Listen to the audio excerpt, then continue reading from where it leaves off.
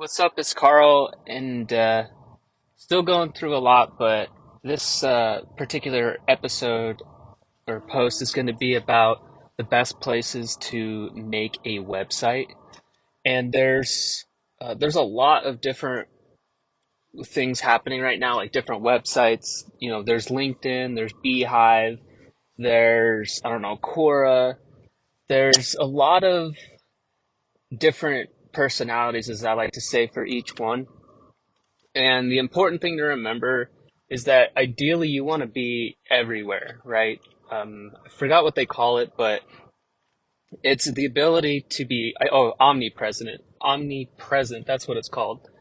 So when you're writing or, you know, doing your website thing anyway, you want to try to not build as much as possible. I think when I first started, it was WordPress. And WordPress was great, and it still is a big contender, but it costs money to get started. So one of the best things you can do is to leverage a website platform that is already ideally has traffic, such as LinkedIn, but because it's free. But also another one that's up and coming is Beehive, and Beehive is really good. They're actually my favorite right now. The only downside is, you're gonna have to get some traffic, and that'll probably come from Google, but also from like different social media and stuff. And so, the hard part about getting on these websites is, let's see here. I would probably say having the time to write the articles. As you can see, like right now with my homeless situation, it's definitely not always easy to get to your desktop computer and write. I mean, yeah, you could get like to a notepad, like a notepad on your phone or something like that, and you could write. Uh, that's kind of why I started doing these audio podcasts and stuff. But still, it's really powerful to have the articles, and that's why I'm making this, is because I know there's still a lot of value in having a website. And so you really want to be everywhere. It's just I don't know. So there's the written word, there's the video, and then there's the audio. Those are the three different formats that you can pick. And so I try to just focus on the written as much as I can, but it seems like now things are shifting to audio. And I don't think video is going to be in my future other than music videos. So you can see I'm pretty much doing all of them. That is how it is, though. As much as I just, wanted to focus on music production in the audio format, it seems like, you know, one thing leads to another, and different platforms have, blog posts in them, so you could incorporate that in addition to your music. So, like, it's all together, and that's kind of why I wish I could just focus on one thing, but I don't think I can. And so you kind of need to be everywhere. It's not fun. I don't like it, but I think it might be a truth. It might be a truth for you. And I want to say that I'd probably hold off on WordPress right now. Uh, it's very powerful. I love WordPress. Another one is Ghost.org. I looked into that, and I wasn't really feeling that, at least not yet. I imagine if you had like some good capital or some money aside, but as a beginner, I don't think that would be a good idea. So like you want the ones who are doing it right in my eyes right now are Beehive, LinkedIn. Quora is not very good. They have a horrible interface. Perplexity AI is up and coming right now. You can actually write blog posts, and it's pretty neat, but it's a little clunky right now. You can't really edit them. It just the AI just has a mind of its own, and it just writes. So it's a little clunky, but it's definitely it's picking up on Google search engines a lot faster. So that's an up and coming one. But I would wait until they get the kinks out. Let's see here. Another excellent contender would be Medium.com. Medium.com, Medium. They're a publication type of thing, type of site, and I've not really gotten a ton of traffic there. But one thing that stands out with them is it ranks really well on Google. So that's the advantage you get with LinkedIn or Medium is these sites typically they rank really well and on the search engines, not not just Google, but they show up because of the domain authority of that. I think I'm saying that right. The domain authority of the site of the brand itself, Medium or LinkedIn. And so, yeah, it's a really good. Those two alone, you could make sure you're keeping track of your articles and following the the traffic to each post. And you would be surprised. I think, especially if you're writing good stuff, it takes a while. Like nothing really happens overnight with it. But as long as you're kind of continuously driving traffic over time, it will get. I believe it'll get better. For me, I think I maybe have like 10 or 20 articles on Medium, but it's a really good one, and it's more of like a long term solution. So I don't think you have to worry about like getting kicked off. LinkedIn and Medium are both really good. One thing that you do want to keep in mind is that you are renting these places, these site builders. The only time that you actually own it is when you can incorporate your own domain name. Like for mine, it's wolfofficial.com into the URL somehow. So you're replacing that long, clunky, or doesn't look very good URL, and you're replacing that with your URL. So there are sites that sometimes charge you to do this, there to connect your own domain, and then there's times when it's free. And I like the ones that are free. It makes it a lot easier. Just you have to keep that in mind that you do not own these when you start adding your URL. I hope that makes sense. Sometimes they give you the option, sometimes they don't, and therefore, which brings me to my next point. When you start beginning to look for places to host your website, you want to always have yourdomain.com. Always, always, always have yourdomain.com. That is your piece of ownership, and that's what allows you to really start renting. You don't always, so like you don't always have to. So for WordPress, for example, you don't have to have. Um, uh, what am I trying to say? You don't have like so you buy your domain name through like GoDaddy or gosh, there's so many different places to buy domain names. But anyway, so yourname.com, you buy that and you can hold on to that.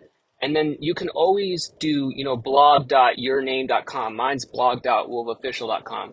And you can always like subdomain it, and we'll talk about subdomains later, so that you can, have options and stuff like that. So but that's how you'll be able to expand and rent on other platforms, and is to have your domain first, and then start blogging, but just on these other platforms, and then just make sure that you have that option to add your domain. They're usually selling that because they're offering like I don't know a one-time activation fee to get your site up and running. But always have always buy your own domain somewhere else through a DNS provider or your domain name registry, I think is what they call it. So another thing that I want to say is that when we're talking about like the places to build a website, it's important to know that there's always that discretion between you can make a website yourself, like you could like literally code it from yourself using HTML, CSS, and I don't know Java, or I don't know remember what the other one is, but there's that, and then there's a lot of really interestingly new what are they called? Oh gosh, I can't remember. I was like trying to think of it as before I was saying this, but there are it's like this low code, no code revolution. And there's like different they're spawning up everywhere. So another one is Softer. So softer.com, SOFTR.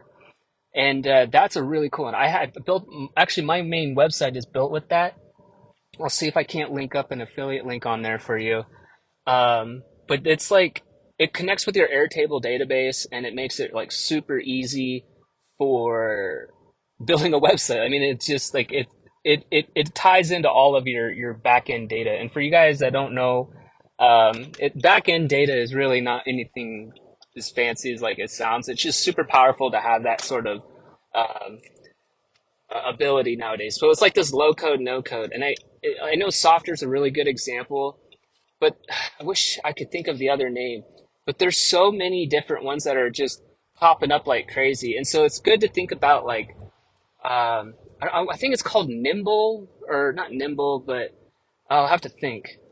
So you have to remember too that I'm coming from a place of uh, really leveraging your time, right? You could make the argument all day that you need to start on WordPress because you're going to control it and stuff like that. But you also have to look at your time, your return on investment. So, and you don't even know if it's going to work out for you. You also have to ask, why are you building the website in the first place? Are you trying to be like the next Amazon? In that case, you want to build it probably from the ground up. But even then, there's a lot of platforms now that are able, like Shopify, like you could easily build a website. So you have to identify if what you're doing, is it like particularly e-commerce, or are you just blogging? Do you need really good shipping? And then that you probably need to use Ecwid.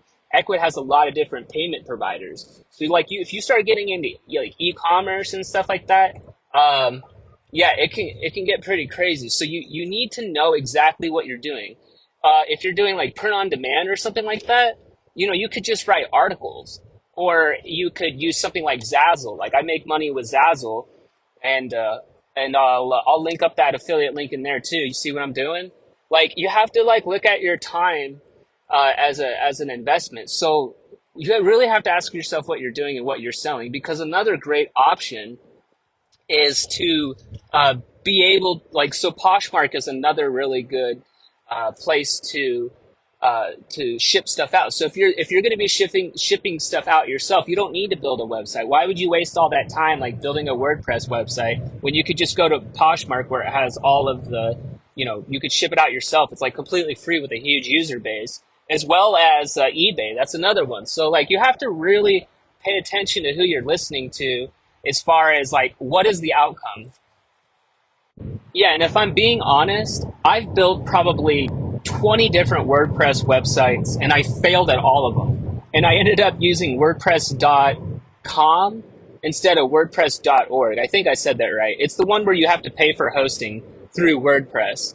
So, versus like self-hosting. So I built so many different websites, and I can tell you right now, the reason I failed with all those is because I realized in my own mind that I couldn't pay $50 a month for hosting, like high speed caching of all the images. Like it just didn't make any sense. So you really have to get like real with about where you want to start your website. What is the purpose? Is it to drive clicks? Is it to sell products? Do you need shipping? Is it just affiliate marketing? Are you just doing just selling other people's products? Do you just need to put the images somewhere? Like you could do that on Instagram. So you have to really get clear about it. I hope that kind of helps out. I think the best advice that I could give you right now is to realize your cost. I know it's not much these days to start a business online, but it can add up. So most of my money when it comes to building a website, quote unquote, is I'm spending it on tracking. I'm spending it on metrics, not Google Analytics. I'm tracking. I'm working on building my own brand. So like I'm buying my own domain name. I think that's like the most important thing you can do. And then from there, you have an infinite amount of places that you could build a website. And it's going to keep changing. Like right now is the time, because so many of these cool, easy build website things like link in bios, Beacons AI, like there's so many different ways that people are harnessing the power of this AI stuff. And so you really want to stay open to change. Don't pigeonhole yourself. Like, so you just want to be mindful of your time. So don't, like, I think one of the things I did back then was I used Bandzoogle when I was building a music, or Reverb Nation when I was building a music website. And so you just want to be really cognizant of your time. And another really important tidbit that I can think of is the idea of backlinks. That's another problem, is when you start building your own website, you do not want to worry about backlinks. I really don't agree with that at all. Who cares about backlinks? What you want is to acquire traffic.